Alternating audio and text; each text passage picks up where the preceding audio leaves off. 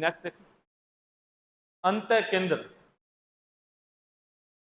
एक बार सबको सुन लीजिए, फिर हम एक साथ और सवाल भी डिस्कस करेंगे। अंतः केंद्र क्या होता है, इसकी क्या क्या विशेषताएं हैं, ठीक है कोई जो परिभाषा बताना चाहे? ऐसे जिक्र कर चुका हूं मैं। केंद्र तो आसान है, सबको ध्यान होता है, सुन भी लिया। माध्यिकाएं होती हैं, प्रतिच्छेद बिंदु केंद्रक होता है, 2:1 में बांटता है, ये सुना हुआ है। अंतः केंद्र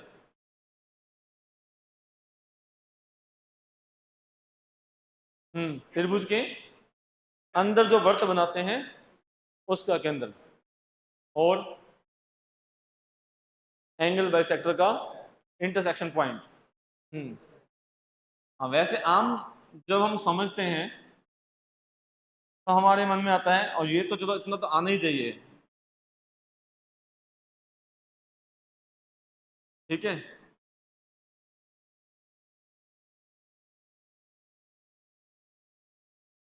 त्रिभुज की तीनों भुजाओं को अंत स्पर्श, अंत स्पर्श करने वाले वर्त का केंद्र अंत केंद्र कहलाता है। लेकिन एज ए डेफिनेशन आपको नहीं मिलेगा, ये डेफिनेशन के तौर पर कहीं दिखेगा नहीं आपको ये परिभाषा, ठीक है। ये हमारे समझने के लिए है। हाँ ठीक है, अच्छी बात है। 10वीं क्लास तक हमारे मन में पिक्चर होती है कि अंत केंद्र क्या होता है, त्रिभुज के अंदर वर्त, उसका केंद्र अंत केंद्र, ठीक है। लेकिन डेफिनेशन क्या कहती है वो भी हमें आनी चाहिए। हम तो प्योरली मैथ्स के स्टूडेंट्स हैं, बीएससी एमएससी हैं, तो मैथ्स की ही डेफिनेशन हमें आनी चाहिए, उसका हमें सवाल भी पता होना चाहिए, आता है। तो हम डेफिनेशन पर बात करते हैं कि साहब इसकी डेफिनेशन क्या है। त्रिभुज के अंदर कितने कोण होते हैं, अंतः कोण 3। वैसे हम जब बोलते हैं त्रिभुज के तीनों कोणों का योग 180, इसमें कहाँ गलती है?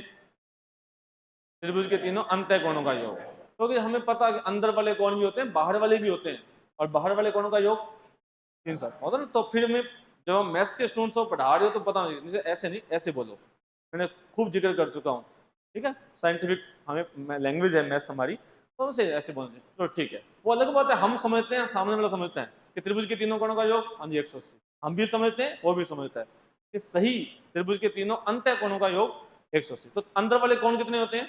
3। इस कोण को आधा आधा करें, ये एंगल बाइसेक्टर है, ये मध्य बिंदु की जरूरत नहीं है। कोण को आधा आधा किया, एग्जांपल के लिए मैंने मान लिया 50 है तो 25 25,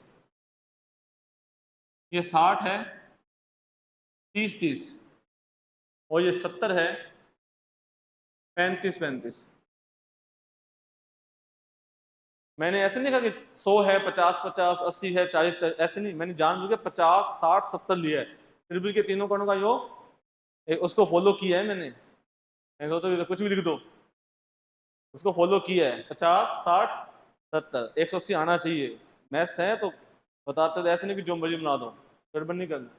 ये आपको याद रहेगा, ये आपको मतलब 10th क्लास का स्टूडेंट भी अगर सुनता है तो याद रहता है। अच्छा 25 25 30 30 35 35 आधा आधा किया। तो त्रिभुज के कितने कोण होते हैं? अंदर वाले 3, तीनों कोणों के समद्विभाजक, जिसे हम बोलते हैं कोण समद्विभाजक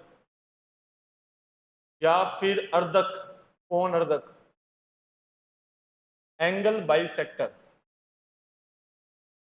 ठीक है। कितने होते हैं? 3। तीनों होते हैं संगामी, एक बिंदु पर मिलते हैं, और जिस बिंदु पर मिलते हैं उसे हम क्या कहते हैं? त्रिभुज का अंतः केंद्र, इन सेंटर, त्रिभुज का अंतः केंद्र। त्रिभुज के अंतः केंद्र को हम सामान्यतः आई से लिखते हैं, सामान्यतः आई से लिख दिया। अंतः केंद्र की ये विशेषता होती है कि त्रिभुज का अंतः केंद्र त्रिभुज की तीनों भुजाओं से समान दूरी पर होता है। त्रिभुज का अंतः केंद्र त्रिभुज की तीनों भुजाओं से समान दूरी पर होता है। दूरी का मतलब लंबवत दूरी, पहले बता चुका हूं मैं। जब भी दूरी बोली जाएगी तो लंबवत दूरी। तो त्रिभुज का अंतः केंद्र जो होता है त्रिभुज की तीनों भुजाओं से समान दूरी पर होता है।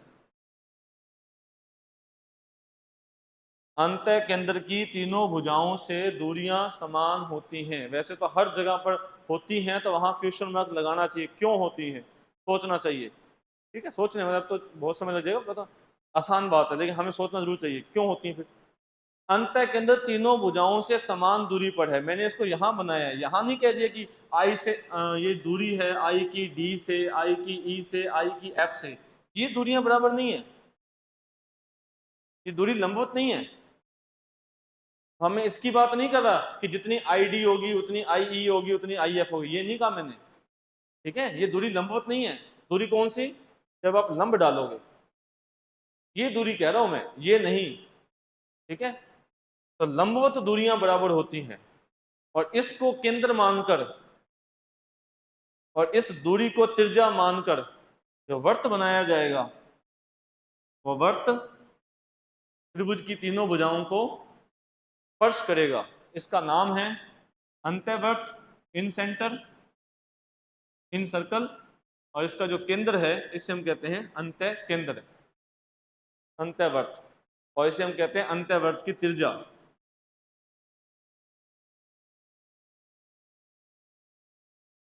ठीक है, ये तो है अंतः केंद्र क्या होता है। अब अंतः केंद्र की दो विशेषताएं हैं, दो विशेषताएं आपको बता देते हैं। ये तो डेफिनेशन है, जैसे परिभाषा तक हमने यूज किया, फॉर्मूला तो हमें लिखा ही नहीं, अंतः केंद्र ज्ञात करने का सूत्र क्या होता है वो तो हमें लिखा नहीं है, सिर्फ परिभाषाएं होती क्या है। दो विशेषताएं बताऊंगा फिर उसका सूत्र बता दूंगा। विशेषताएं बहुत होती हैं लेकिन हमारे जो बेसिक काम की है, जो हमें कम से कम इतनी तो हमें पता होनी चाहिए, मैं वो बता रहा हूँ। कि मैं कई बार जिक्र किया है, जब हम एसएससी पढ़ाते थे तो त्रिभुज 1 महीना चलता है, 1 महीना त्रिभुज पढ़ाया जाता है, तो इतनी विशेषताएं और होती हैं एसएससी के व्यू पॉइंट से। सीजीएल में आपकी वहां पर तो वहां जिक्र नहीं कर रहा मैं मेन मेन बातें आपको बता रहा हूँ जो हमें कम से कम पता होनी चाहिए अंतः केंद्र के बारे में। दो विशेषताएं बताता हूँ अंतः केंद्र की। अंतः केंद्र की क्या विशेषता होती है देखिए, ये है, ये बी है और ये सी है। अगर ये अंतः केंद्र है, अगर इसको इससे मिलाया जाए, ये कोण तो बता सकता है कितना होगा, कितना होता है 90, थोड़ा सा गलत हो गया, 90 प्लस 1/2। और ये ऐसे नहीं, अब जब हम पढ़ेंगे स्टैटिक्स डायनामिक्स तब ये फॉर्मूला पूछूंगा आपसे मैं। ठीक है, मेरी आदत है, मैं तब आपसे अभी बता रहा हूँ 3D में ये पढ़ेंगे, वेक्टर में ये पढ़ेंगे। अब इतने साल हो गए तो जब वो फॉर्मूला आएगा तो कहूँगा हाँ जी बताया था ना आपको, और मेरी आदत है बताता हूँ। तब बताओ कि वेक्टर में त्रिभुज के केंद्र का सूत्र क्या होगा, तो A vector plus B vector plus C vector बटा में 3। वेक्टर में बताना, अब यहाँ तो 2D में सुन रहे हो, 3D में भी बताना। अब ये जो 90 प्लस 1/2 बताया है, जब हम स्टैटिक्स और डायनेमिक्स पढ़ेंगे तब, अब मैं ना जिक्र करूँ तो यहाँ ठीक रहेगा, ऐसे डरोगे स्टैटिक्स ऐसा क्या होगा, ये क्या तीर के निशान बना दिए। तो स्टैटिक्स डायनेमिक्स, स्टैटिक्स का टॉपिक है। तो मैं आपसे पूछूंगा कि बताइए ये कोण कितना होगा, तो अभी बता रहा हूँ 90 प्लस 1/2, तो उस पर हम एक रिजल्ट लिखेंगे पी क्यू आर का अनुपात कोस A/2 कोस B/2 कोस C/2, तो वहाँ आएगा। प्लीज याद रखना कि पहले नहीं पता कोई बात नहीं, लेकिन जो बात बता दी गई अब उसको हमें याद रखना है। अच्छा क्यों होता है ना, छोड़ दूं आपके लिए, छोटे बच्चे तो होने, करना है हर बात को सुनना क्यों, ऐसा क्यों होता है। 90 प्लस 1/2 बता दिया सर ने, तो कैसे आ जाएगा 90 प्लस 1/2, तो क्यों। ये वाला कोण 90 प्लस 1/2 है, अगर आप इसको इससे मिला दें तो ये वाला कोण बी के व्यू पॉइंट से 90 प्लस बी का आधा, और ये वाला कोण 90 प्लस सी का आधा, मतलब एक बनाया है। इधर वाला 90 प्लस 1/2, उधर वाला 90 प्लस बी का आधा, इधर वाला 90 प्लस सी का आधा। समझेंगे बात कि B I C 90 plus 1/2, A I C 90 plus B का आधा, और ए आई बी 90 प्लस सी का आधा, तीनों को जोड़ो तो कितना आना चाहिए 360, 360 आ जाएगा।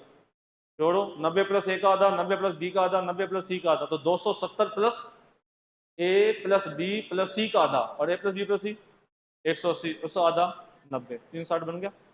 चलिए अब एक प्रॉपर्टी ये पता होनी चाहिए, ये हमारे आगे काम आएगी, सूत्र है, सवाल में पूछा जाएगा स्टैटिक्स डायनेमिक्स में, और कहीं काम आ जाए उसका मैं कह नहीं सकता, वहां तो आ ही सकता है।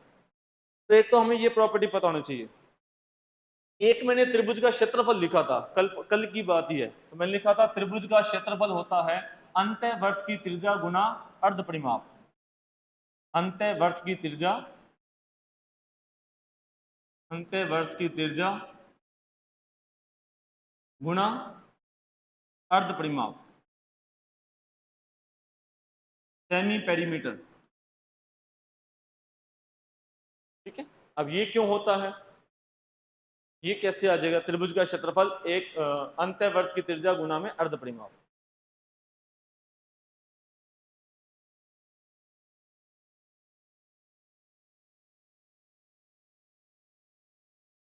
ये है, ये बी है और ये सी।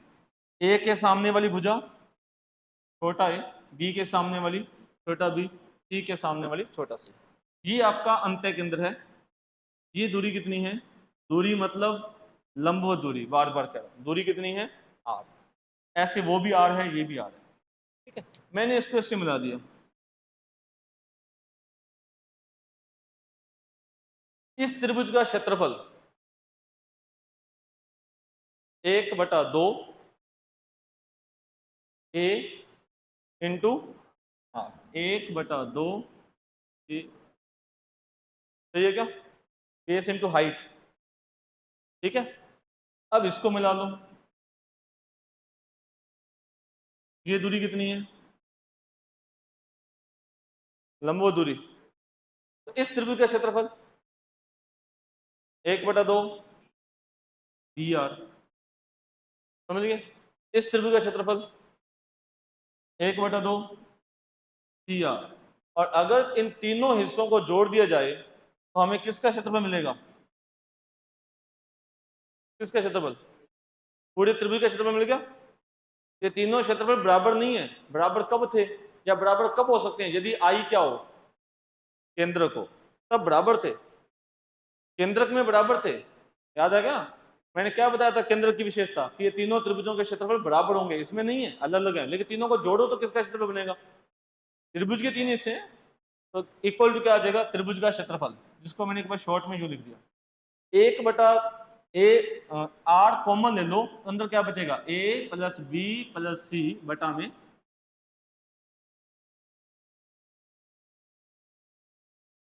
आर कॉमन ले लीजिए। ये क्या चीज है, अर्ध परिमाप, पेरीमीटर, त्रिभुज की तीनों भुजाओं का योग सेमी पेरीमीटर, ये फार्मूला बन गया। ये जो चीज आपको बताई है, ये तीनों समान दूरी पर होता है, ये स्टैटिक्स डायनेमिक्स में इसका भी यूज है, इस पर भी सवाल हैं, 12 सवाल आएंगे उस पर, मैं आपको बता रहा हूँ, हिंट दे रहा हूँ, बहुत दूर की बात है, 3-4 महीने की बात है, ज़्यादा भी दे सकते हैं, 12 सवाल उस पर आएंगे, तो फिर मैं आपसे तब पूछूंगा, तो उम्मीद करता हूँ याद हो। अब हम वापस टॉपिक पर आते हैं, ये चीज़ तो जो ये चीज़ें तो बेसिक है, जो हमें पता होना चाहिए, हमें बता दी। अब हमारा सवाल यहाँ पर क्या था, कि यदि त्रिभुज के तीनों शीर्ष पता हैं तो अंतः केंद्र क्या होता है, सवाल तो हमारा ये था। तो वापस क्वेश्चन क्या है हमारा,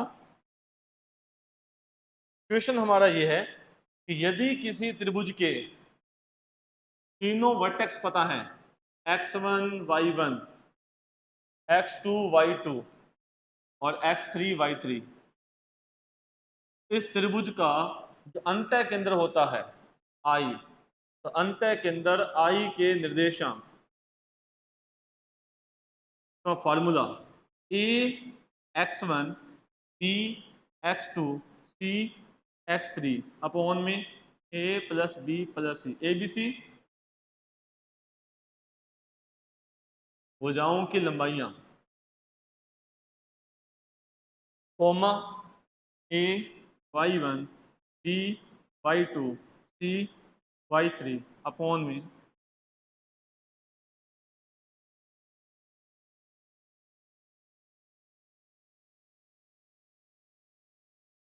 थोड़ा लेंथी क्वेश्चन हो सकता है, क्योंकि आपको पहले त्रिभुज की तीनों भुजाओं की लंबाइयां पता होनी चाहिए।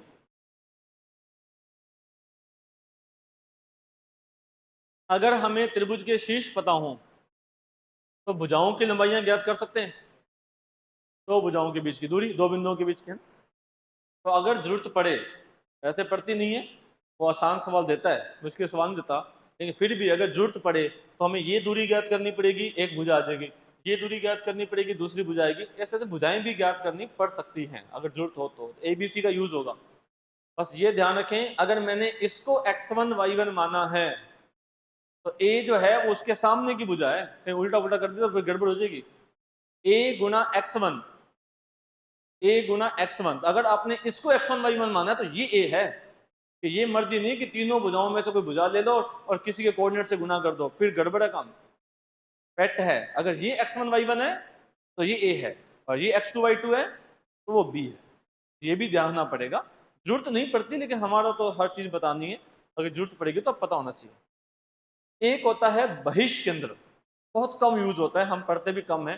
अगर हम 10वीं क्लास तक पूछे तो उसको बहिष्केंद्र नहीं पता, त्रिभुज का अंतः केंद्र, लंब केंद्र, परिकेंद्र और केंद्रक, इन सब के बारे में ही पढ़ता है वो, बहिष्केंद्र के बारे में नहीं पढ़ा जाता। फिर भी आपकी जानकारी के लिए बहिष्केंद्र क्या होता है वो देखिए, शॉर्ट एंड स्वीट बता देते हैं, ज्यादा नहीं। इस कोण को आधा आधा करें,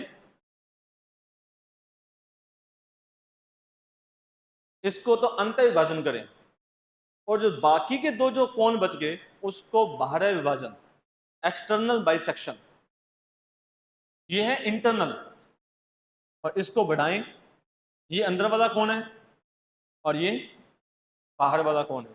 तो अब हमें किसका समद्वि विभाजन करना है? बाहर वाले कोण, आधा आधा करना है लेकिन इसका, बाहर वाले कोण का, ठीक है। और इसी प्रकार से ये अंदर वाला कोण है और ये बाहर वाला कोण है, ये वाला, ठीक है। तो हमें किसका समद्वि विभाजन करना है? ठीक है, तो ए का अंतः समद्वि विभाजन और बी और सी का बाहर है, तो एक बाहर केंद्र मिला में एक, ये तीन होते हैं, अंतः केंद्र कितने होते हैं? एक, लेकिन बहिष्ठ के अंदर तीन। तीन कैसे भाई? ए के सामने एक आएगा, एक बी के सामने आ जाएगा, एक सी के सामने आ जाएगा। बी के सामने कैसे आएगा? बी का अंतः और ए और सी का बाहर है, ठीक है, ऐसे। तो ये है ए के सामने वाला। इसकी क्या खास बात है? ये भी वही बात है, ये भी तीनों भुजाओं से समान दूरी पर है। कौन सी तीन भुजाएं? एक तो ये वाली, और एक ये वाली, और एक ये वाली। मतलब ये वर्त किसको टच करेगा? ये वर्त इन तीनों को टच करेगा। मेरे लिए मुश्किल हो जाएगा, है ना, मान लीजिए। ऐसे करते थे हम, ऐसे तो टच तो करवा देते थे, लेकिन ये इसका जिक्र तो होता ही नहीं था। बहिष्ठ का जिक्र 10वीं क्लास तक नहीं होता था। तो बहिष्ठ कितने होते हैं? तीन, ए के सामने वाला, बी के सामने वाला, सी के सामने वाला, तीन बहिष्ठ है, ठीक है। इसकी दो विशेषताएं, एक फार्मूला, एक विशेषता। फार्मूला मतलब ये कोण कितना होता है? ये कोण होता है 90 माइनस एक आधा। अंदर वाला कोण 90 प्लस एक आधा, और ये वाला कोण 90 माइनस एक आधा। एक विशेषता और एक फार्मूला। विशेषता बता देता हूं, एक कभी कभी यूज हो गई तो फिर आप कैसे वो भी बता देता हूं।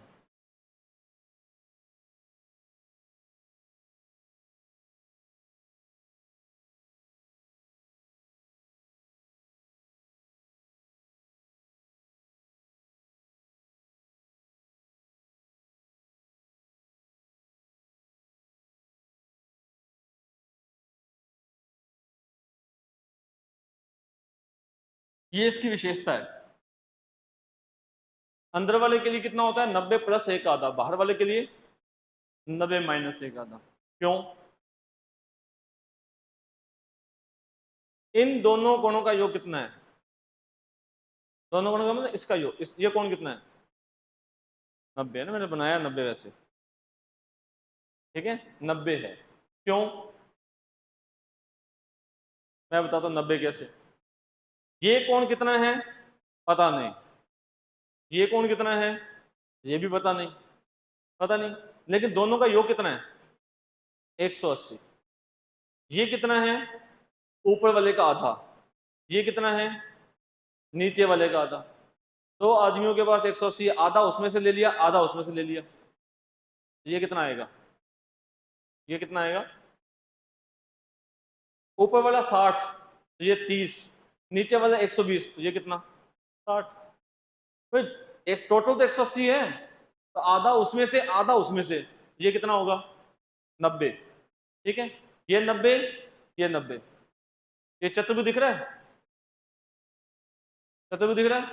90 90, जरूरत नहीं है वैसे। और इन दोनों का टोटल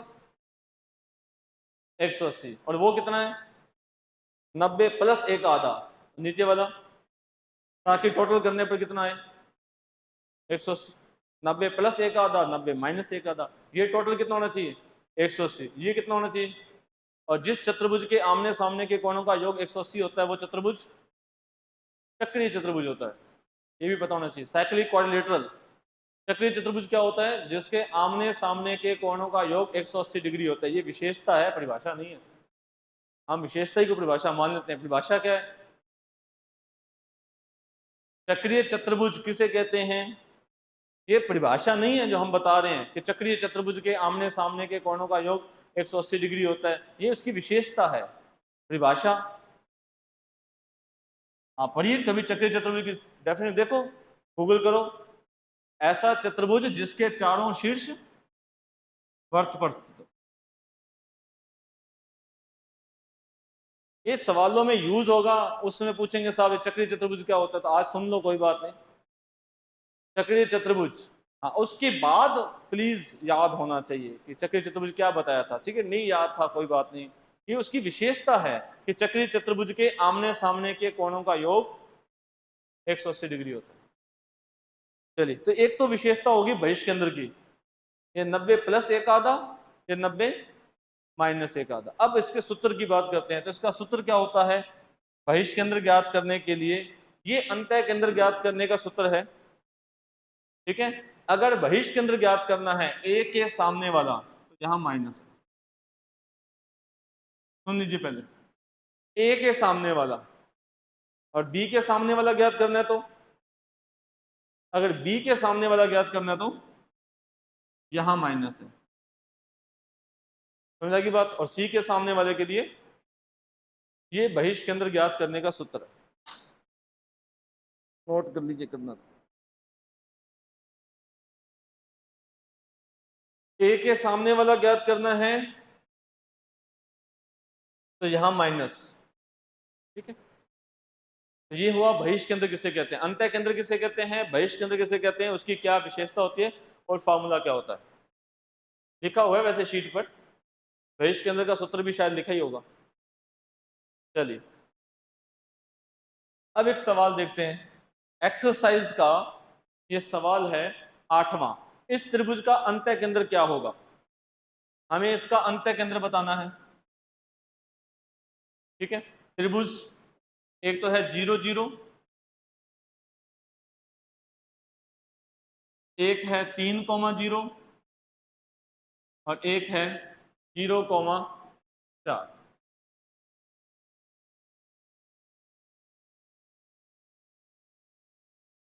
जानबूझकर उसने जो अंतः केंद्र पूछा है वो एक समकोण त्रिभुज का पूछा है, क्योंकि समकोण त्रिभुज की भुजाएं ज्ञात करना आसान होती है। लेकिन आप सोचोगे सर ये कैसे बना दिया, ये है आपका जो हमने बेसिक पढ़ा था कि बिंदु के निर्देशांक क्या होते हैं। 0 0 कहाँ होगा, 3,0 कहाँ होगा एक्स अक्ष पर, 0,4 कहाँ होगा वाई अक्ष। ये वो बेसिक का यूज हुआ है, तो हमने त्रिभुज ऐसा बना दिया कि एक्स अक्ष पर होगा, ये वाई अक्ष पर होगा, और ये कैसा त्रिभुज बनेगा, ये समकोण त्रिभुज बनेगा। अब हमें इसका अंतः केंद्र बताना है, तो ये भुजा कितनी है। अब इसमें दूरी ज्ञात करने के लिए फॉर्मूले की जरूरत नहीं पड़ेगी हमें, इसलिए उसने समकोण त्रिभुज का पूछा है, आसान पूछा है। ये कितनी है 3, ये कितनी है 4, ये कितनी है 5, आयतों में से, इसलिए हम इसको आसानी से कर सकते हैं। और अगर ऐसा नहीं है तो सवाल लेंथी हो जाएगा, आपको भुजाएं ज्ञात करनी पड़ेंगी पहले। हाँ, फार्मूला हमें पता है, तो जरूरत पड़े तो। ठीक है, अब तो कर लोगे। ये x1 y1 है तो ये a है, ये x2 y2 है तो ये b है। अब आप इसको सोल्व कर लेना। ठीक, अंतः केंद्र, अंतः केंद्र हमेशा त्रिभुज के अंदर होता है। आगे जो हम पढ़ेंगे लंब केंद्र और परिकेंद्र वो बाहर भी हो सकते हैं। अंतः केंद्र नाम से क्लियर है, इन सेंटर, ट्रायंगल के अंदर ही होता। अंदर का भी मतलब है कि मैं क्यों कह रहा हूं, अगर इसकी हम बात करें तो हम ये कह सकते हैं कि यार ये 1,0 कहाँ है, क्या त्रिभुज के अंदर है, क्या नहीं है, ये हो ही नहीं सकता। ये त्रिभुज के अंदर है क्या, ये आप बेसिक है, आपको पता है त्रिभुज का पहली बात तो बता दिया कि त्रिभुज का अंतः केंद्र त्रिभुज के अंदर होता है। अब रट लिया, तो रटना, अब इसका कोई ये वो पेपर थोड़ी आने वाला है ना, एक लाइन में पूछा जाएगा, वो प्रश्न थोड़ी आने वाले हैं। अब मैंने आपको बता दिया अंदर होता है, तो आप ये ऑप्शन काट सकते हो कि साहब ये त्रिभुज के अंदर कहाँ है क्या। अरे 1,0 कहाँ होगा, 1,0 यहाँ होगा, ये त्रिभुज के अंदर थोड़ी है, त्रिभुज पर है। तो ये अंत्य केंद्र हो ही नहीं सकता, कतई नहीं हो सकता। वो त्रिभुज का अंत्य केंद्र हमेशा त्रिभुज के अंदर बनेगा। अरे वर्त बनेगा उसका केंद्र, और वर्त त्रिभुज को टच करेगा। अंत्य केंद्र मतलब अंदर, केंद्र मतलब अंदर, वो बाहर नहीं हो सकते। अंदर का मतलब उसके इनसाइड ही, भुजा उसके ऊपर नहीं। हाँ अब देखो 3,3 है, तो 3,3 कहाँ होगा? 3,3 कहाँ होगा? तो इसके बाहर ही होगा, अंदर तो हो ही नहीं सकता। तो ये भी हम काट सकते हैं। हाँ 2,2 भी अंदर है और 1,1 भी अंदर है, वो अलग बात, हम फॉर्मूला डालें। ठीक है, तो अंदर होने का मतलब क्या है वो भी पता होना चाहिए। लंब केंद्र से पहले हम पढ़ते हैं परिकेंद्र। थोड़ा सर्कम सेंटर पढ़ लेते हैं, फिर हम लंब केंद्र पढ़ लेते हैं।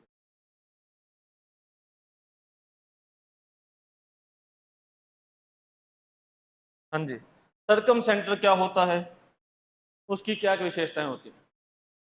हाँ जी, इसकी परिभाषा क्या बताओगे? वही त्रिभुज के तीनों शीर्षों से गुजरने वाला वर्त, वही क्या? ठीक है, आप बताइए, कोई बात नहीं, हमें तो अगर बताना चाहता कोई ऐसे,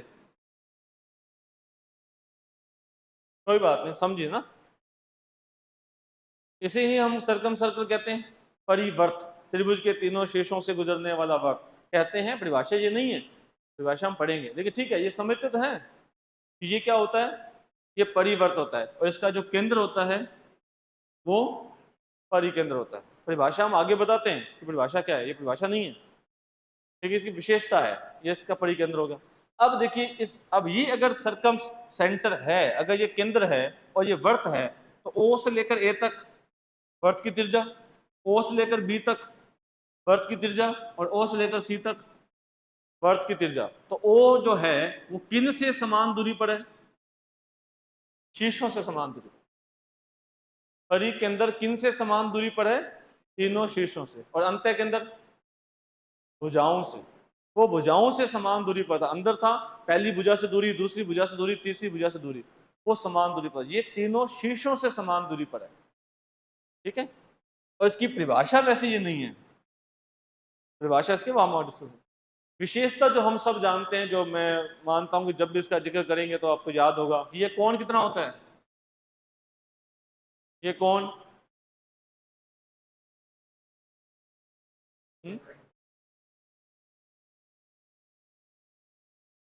अरे बताओ, सही कह रहे थे आप, बोलो। 90+a/2, अंत्य केंद्र वाला यहाँ लगा दिया। अभी तो बताया वो अंत्य केंद्र में होता तो जो इसमें होता है, अरे सबको पता है, अब बोलेंगे तो 2a। वर्त के केंद्र पर बना कोण वर्त के शेष भाग पर बने कोण का दुगना होता है, सबने सुना हुआ है। वो थ्योरम जो हमें सिद्ध करना आसान, सबसे बेसिक थ्योरम, वर्त के केंद्र पर बना कोण, वैसे पूरा नहीं है, थोड़ी बात है, किसी वर्त के किसी चाप के द्वारा या जीवा के द्वारा वर्त के केंद्र पर अंतरित कोण वर्त के शेष भाग पर बने कोण का दुगना होता है। हम आम भाषा में बोलते हैं कि पृथ्वी पर बने कोण का दुगना होता है। ठीक है, सुना होगा, केंद्र पर बना कोण पृथ्वी पर बने कोण का दुगना होता है, लेकिन थोड़ा सा एग्जैक्टली बोले तो अलग बात है। चलिए, ये सुना तो था, ये कोण इस कोण का दुगना है, ये इसकी विशेषता है। स्टैटिक्स डायनामिक्स की जब बारी आएगी ना, तो कृपया करके इनको याद रख लेना। ठीक है, ये सर पूछेंगे दोबारा, ये यूज होगा फॉर्मूलों में, ये ऐसे सूत्र आएगा। अब मैं आपको लिख देता हूं, ये तभी लिख पाओगे अगर आपको पता होगा कि सर ये कौन, ये ए का दुगना है, ये बी का दुगना है, ये सी का दुगना है, तब ये लिखूंगा मैं। ठीक है, जेया सूत्र सुना हुआ है क्या? जेया सूत्र, साइन फार्मूला और कोसाइन फार्मूला। चलो कोई नहीं, उसकी बारी आएगी तो वो बता देंगे। ठीक है जी, ये तो इसकी विशेषता है। अब अगर हम बात करें कि साहब ये डेफिनेशन क्या है, ये होता कहाँ है और इसका निर्देशांक कैसे ज्ञात करते हैं, ये सवाल तो अभी हमारा बच गया। होता कहाँ है ये थोड़ा डिपेंड करता है। अगर न्यून कोण त्रिभुज है तो त्रिभुज के अंदर होता है। समकोण त्रिभुज है तो समकोण त्रिभुज में होता है कर्ण का मध्य बिंदु, कर्ण का मध्य बिंदु। और अधिक कोण त्रिभुज के बाहर।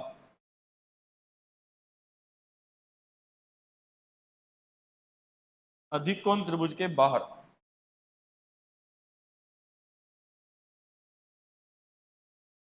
इसलिए जब हम कह रहे थे कि केंद्रक हमेशा त्रिभुज के अंदर होता है, अंतः केंद्र हमेशा त्रिभुज के अंदर होता है, भाई ये बताने की क्या जरूरत पड़ेगी कि अंदर होता है? उसका कारण ये है कि परिकेंद्र त्रिभुज के अंदर हो ये जरूरी नहीं है, परिकेंद्र त्रिभुज के बाहर भी हो सकता है। हाँ, अगर न्यून कोण त्रिभुज है तो त्रिभुज के अंदर होता है, लेकिन समकोण त्रिभुज है तो ना अंदर ना बाहर, बाउंड्री पर, मतलब त्रिभुज के ऊपर ही होता है। कहाँ पर? कर्ण का मध्य बिंदु। क्यों होता है बताएंगे। और अधिक कोण त्रिभुज है तो बाहर, ठीक है। और ऐसा क्यों होता है ये इसकी डेफिनेशन पर डिपेंड करता है। इसकी डेफिनेशन क्या है कि परी के अंदर आता कहाँ से है। परी के अंदर क्या होता है, ये कोई त्रिभुज है, इसमें 3 भुजाएं हैं, उन तीनों भुजाओं का समद्विभाजन करें। पहले हमने कोण का समद्विभाजन किया, केंद्रक में मध्य बिंदु से मिलाया, अंत्य केंद्र में कोण का समद्विभाजन किया था। इसमें किसका समद्विभाजन किया? भुजा का। लंब समद्विभाजन, ठीक है, परपेंडिकुलर बाइसेक्टर, आधा आधा करना है। लेकिन ये मध्य बिंदु है, अब आप इसको ऐसे मिला सकते थे, ऐसे नहीं मिलाना। कैसे मिलाना है? Half, perpendicular bisector. इसे क्या बोलते हैं हम? लंब समद्विभाजन। किसी को याद है कैसे करते थे? इसका लंब समद्विभाजन कैसे करते हो? यहां पर प्रकार रखकर, यहां प्रकार रखकर, ठीक है, लंब समद्विभाजन करते थे। आधी से ज्यादा प्रकार खोलिए, है ना, चाप लगाइए, वो अलग बात है, चाप कैसे लगाते थे अपने। चलिए इसका समद्विभाजन करते हैं। ये परिभाषा है। फिर तीसरी भुजा का भी लंब समद्विभाजन।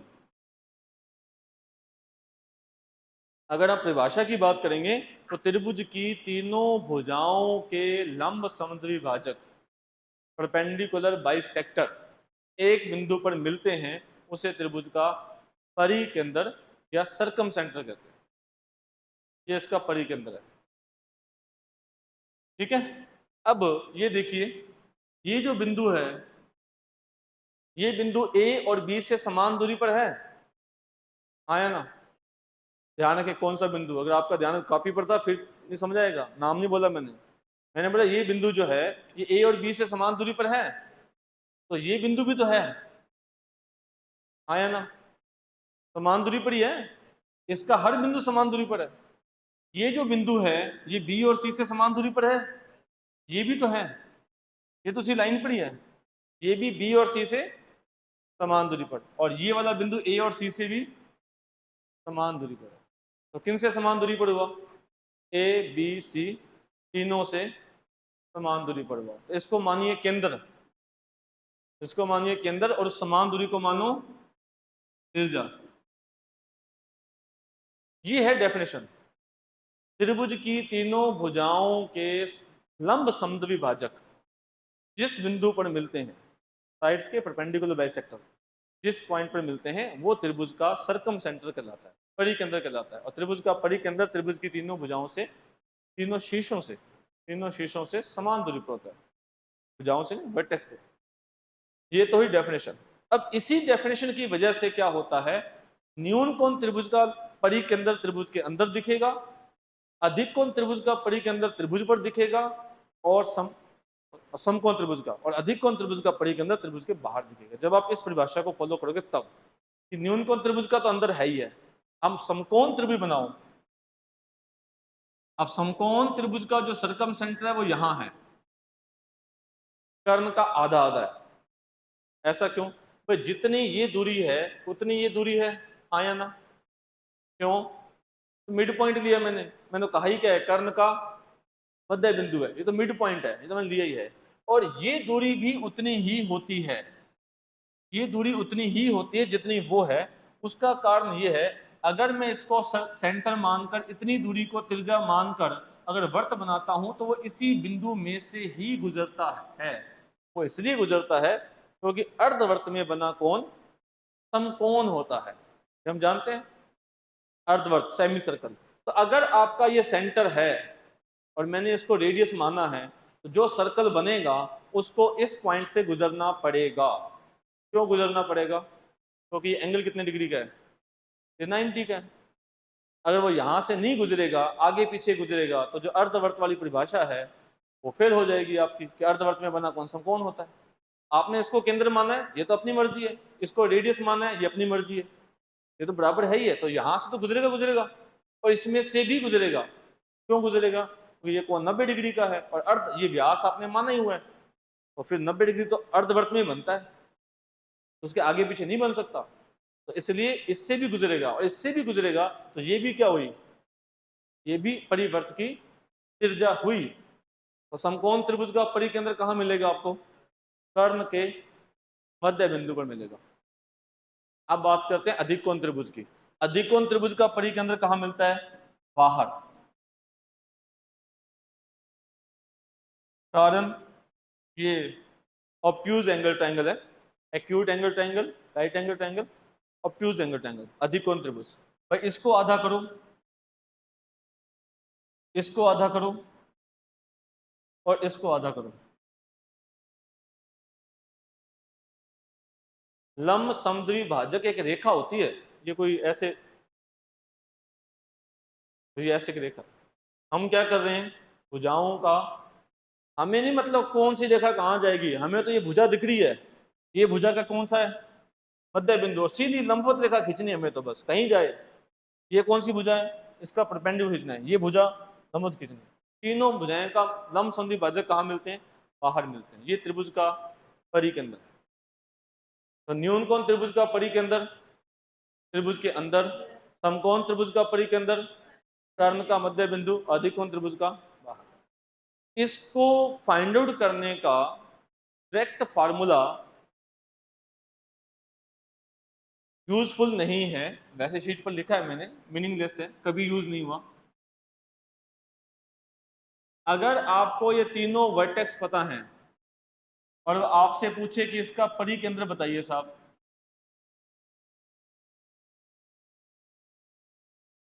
कि परिकेंद्र क्या होगा, तो परिकेंद्र ज्ञात करने के लिए, जैसे अंतः केंद्र ज्ञात करने के लिए हमें किसका इस्तेमाल करना पड़ा? x1 y1 z1 का तो था ही, साथ में क्या यूज हुआ? ABC ज्ञात करना पड़ा, फिर जाकर हम कर पाए। ABC तो हम इससे ज्ञात कर सकते हैं, ABC तो बीच की दूरियां ज्ञात कर सकते हैं। परिकेंद्र ज्ञात करने के लिए हमें कोण चाहिए, ABC, साथ में कोण दी, जो फॉर्मूला लिखा है शीट में, उसके लिए हमें कोण भी चाहिए, ABC तीनों कोण। और ऐसा किसी सवाल में नहीं दिया होता कि ये भुजाएं, ये शीर्ष हैं, ये कोण हैं और परिकेंद्र बताइए, ऐसा कभी नहीं होता। तो फार्मूला सिर्फ फार्मूले के लिए है, कभी यूज हुआ तो, कभी फॉर्मूला ही पूछ लिया तो, उसके अलावा आज तक तो पूछा नहीं 14 सालों में, एग्जाम में कभी नहीं पूछा। लेकिन हम फाइंड आउट कैसे कर सकते हैं? तो हम इसकी जो प्रॉपर्टी है उससे इसको ज्ञात कर सकते हैं कि अगर ये परिकेंद्र है, सर्कम सेंटर है, तो इसकी O से दूरी और इसकी B से दूरी और इसकी C से दूरी, ABC तीनों से दूरियां बराबर होगी। तो आपको वो बिंदु बताना है जिस बिंदु की दिए गए तीनों बिंदुओं से दूरियां समान है, इसका यूज करना है। डेफिनेशन और फॉर्मूले का यूज नहीं करना, फॉर्मूले का यूज नहीं करना, डेफिनेशन यूज हुई है कि परिकेंद्र क्या होता है? जो त्रिभुज के तीनों शीर्षों से समान दूरी पर होता है। तो कभी ऐसा सवाल नहीं पूछा गया। सवाल किस में पूछा जाता है? सवाल पूछा जाता है समकोण त्रिभुज में। मान लीजिए आपको शीर्ष दे दिए 3 और वो कहता है परिकेंद्र बताइए,